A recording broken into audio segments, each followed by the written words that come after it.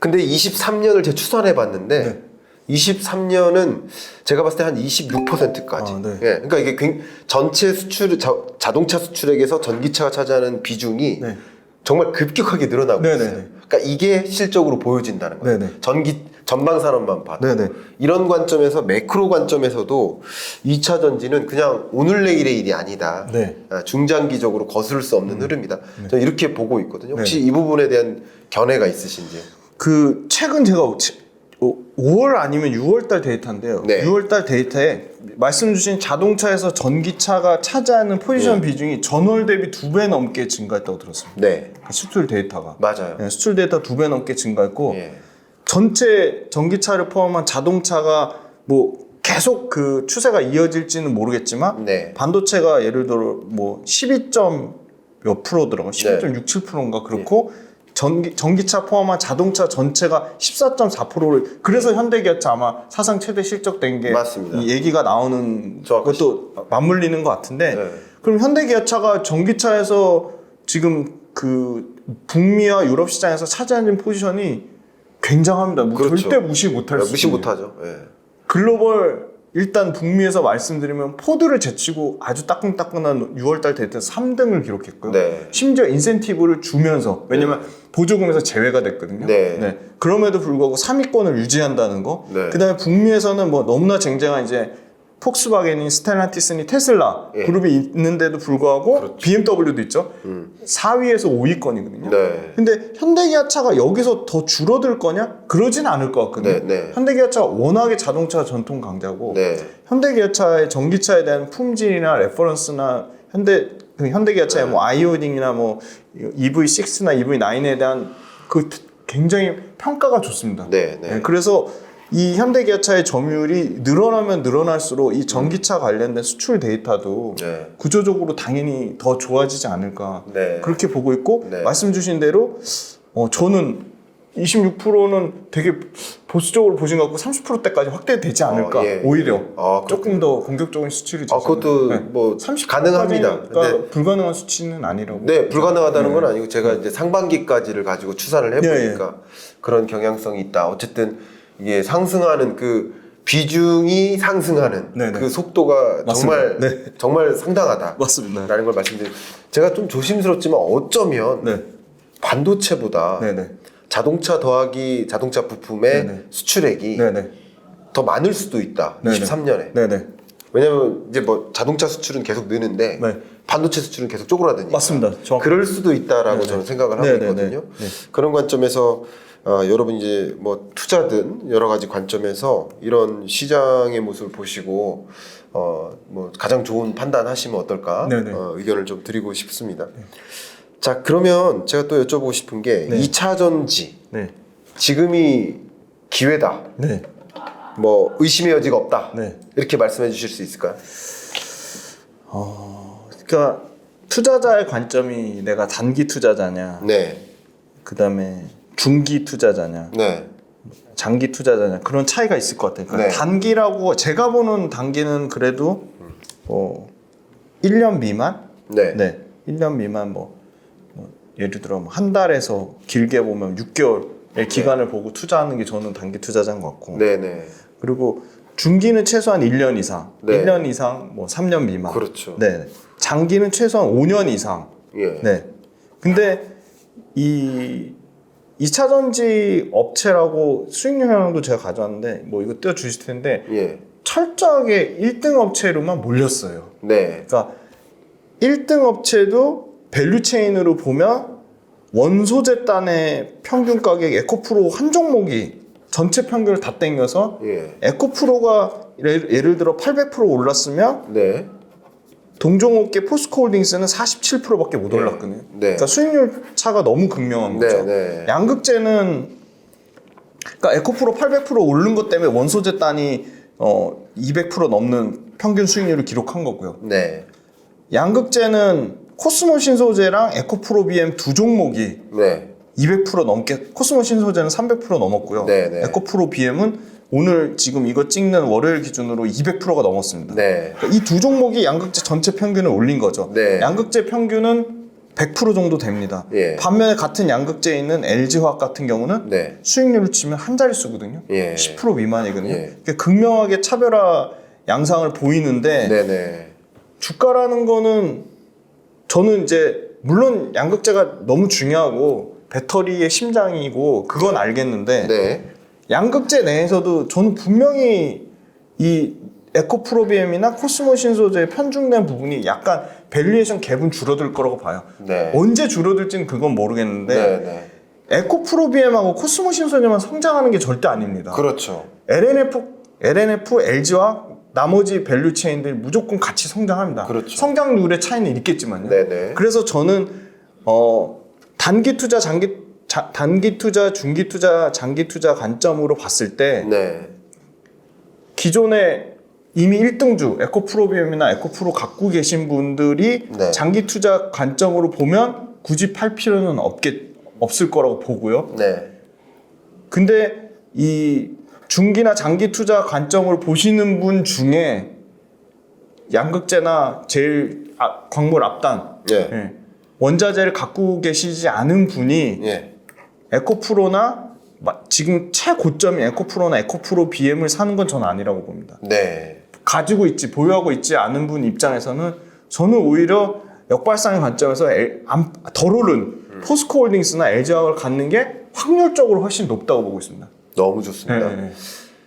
지금 드리는 우리 김지훈 대표님의 의견은 뭐 참고만 하죠. 참고죠. 네, 참고고 네.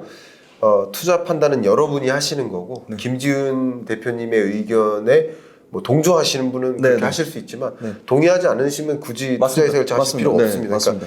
그러니까 그 참고 의견을 주시는 거니까. 근데 저는 이런 부분에 대해서 매우 공감해요. 네, 네. 왜냐하면 2차 전지, 뭐 양극재를 포함한 이 산업의 사이즈가 같이 커지잖아요. 네. 그렇다고 산업의 사이즈가 커지는 거에 비하면 네. 특정 종목은 네. 상대적으로 너무 맞습니다. 많이 오른 네. 거고 네. 상대적으로 어떤 특정 섹터의 특정 기업은 덜 오른 거죠. 네, 네. 산업의 규모가 물론 성장률의 차이는 있겠지만 네, 네. 근데 그 성장률의 차이가 그렇게 크지 않은데 네, 네.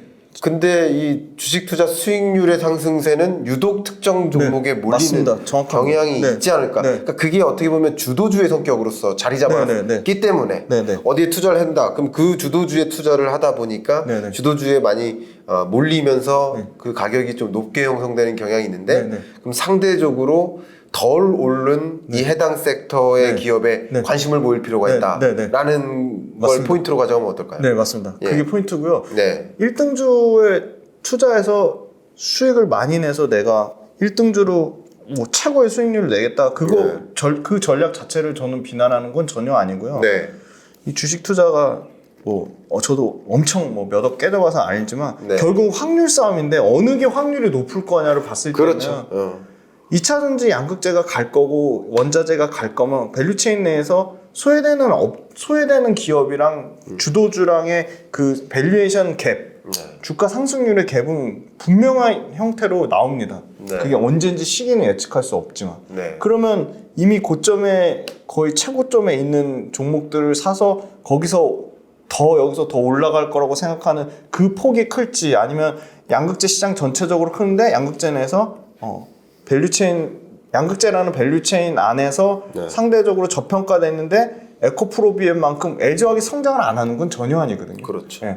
그런 측면으로 봤을 때는 어느 게 더 확률이 높을까? 저는 신규 투자자 관점에서는 밸류체인 낮은 데서 들어가서 하는 게 왜냐면 밸류체인이 낮은 거지 LG화학이 성장을 안 하는 건 아니다. 그렇죠. 예, LG화학이 앞으로 양극재라는 산업을 주도적으로 심지어 석유화학 사업부의 비중을 줄이면서까지 맞아요. 첨단 소재 사업부를 키우기 때문에 네. 충분히 이해합니다. LG화학 안 오르니까 뭐 엄청 또 욕하시는 분들 막 생기고 비난하시는 분들 생기는데 그러면 에코프로비엠은 그냥 계속 200만 원, 300만 원 갈까요? 절대 그런 상황은 나오기 확률적으로 매우 떨어진다고 봅니다. 물론 에코프로비엠 200만 원, 300만 원 갈 수 있습니다. 그런데 에코프로비엠 200만 원, 300만 원 갈 확률이 높은지 LG화학 지금 100만 원짜리가 박살나서 60만 원짜리가 100만 원 갈 확률이 높은지 그걸 한번 논리적으로 정말 심각하게 고민하고 따져보시면 저는 후자 쪽에 더 점수를 주고 싶습니다. 에코프로비엠이 더 간다 치더라도. 그러면 이렇게 한번 역으로 질문 드려볼게요. 그럼 에코프로비엠이 이렇게 오른 배경은 뭐라고 생각하십니까? 그 배경, 이유가 뭐라고 생각하십니까?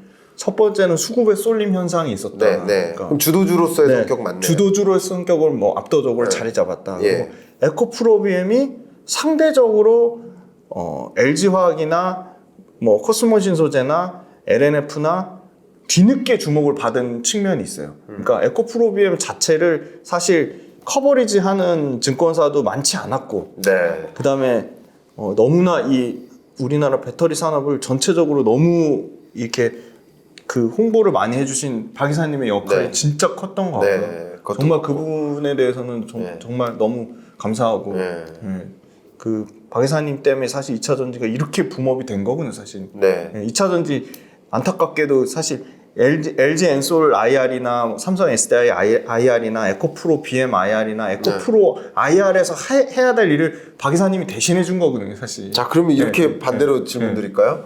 에코프로비엠이 이렇게 가격이 오른 것은 박 이사님 때문이었다. 지금 박순혁 작가님. 박순혁 때문이었다. 작가님이 굉장히 많이 붐을 해주셨죠. 상당 부분 기여했다. 상당 부분 박 이사님 8대 종목이 엄청나게 상승했으니까요. 그렇죠. 그 상당 부분 기여를 했고, 예. 근데 본업도 좋습니다.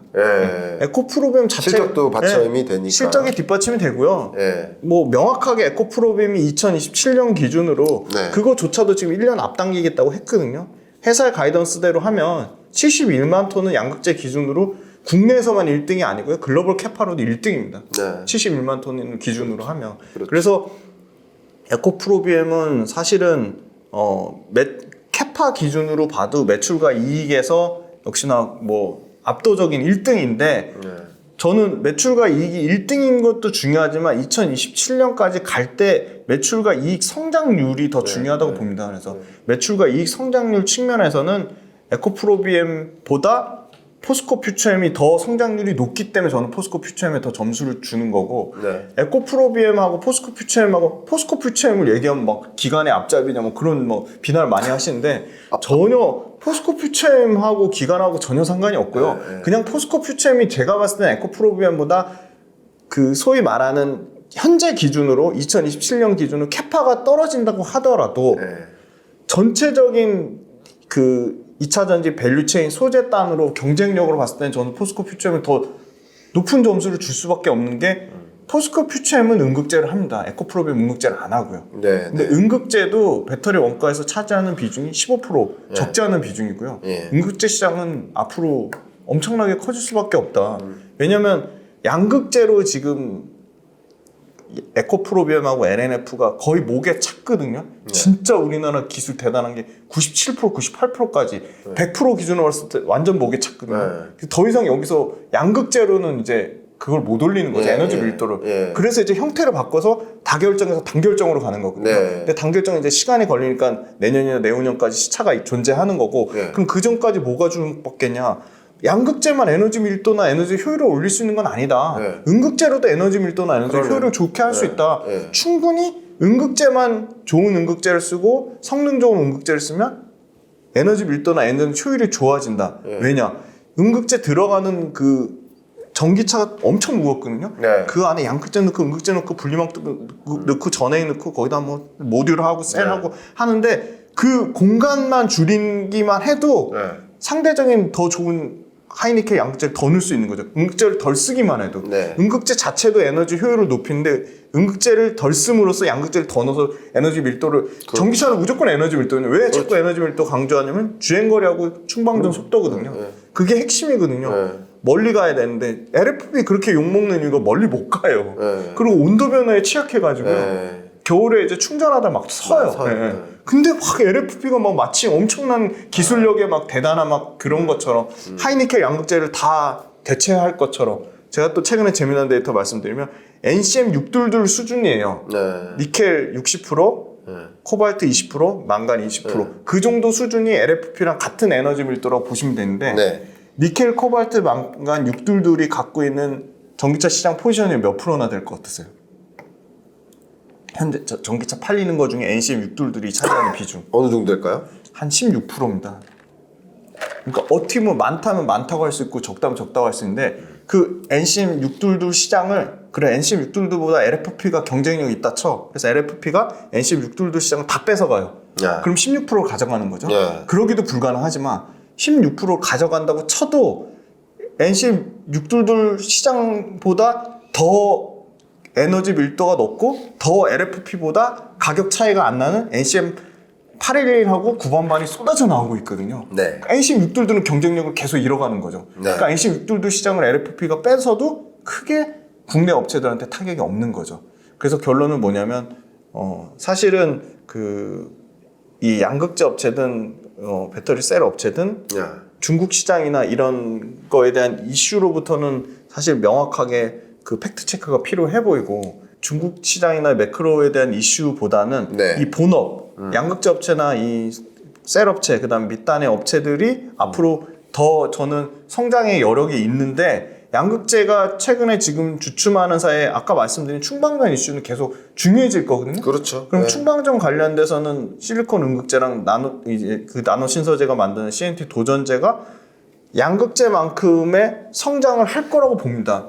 그러니까 전체 배터리 원가에서 차지하는 비중이 적을 뿐이지 네. 성장은 동일하게 성장한다. 그래서 계속 지금 레포트가 분리막이나 동박 쪽에서도 양극재만큼 성장이 나올 거다라고 얘기하는 이유가 네. 비중 자체는 배터리 원가에서 차지하는 비중 자체는 작지만 네. 성장률의 관점에서 봤을 때는 양극재만큼 성장을 하거든요. 네네. 그래서 그거를 저 같으면 양극재가 가격적으로 부담이 되니까 일부 실리콘 음극재나 CNT 도전재 쪽으로 앞으로 구조적으로 기술적으로 쓸 수밖에 없고 충방전이 계속 중요한 이슈가 되고 충방전 관련된 부분 외에도 실리콘 음극재 자체가 에너지 밀도에도 기여를 하기 때문에 양극재 대비 너무 밸류에이션 갭이 차이가 나니까 포트폴리오 분산 차원에서 양극재를 주도주로 가져가지만 네. 나머지 기타 기술적인 이유나 시장 침투율이나 성장률 측면으로 봤을 때는 네.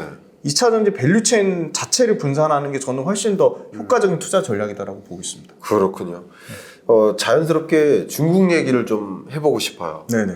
일단 지금 현재 2차전지 시장에서 중국 시장 자체가 커지다 보니까 네네.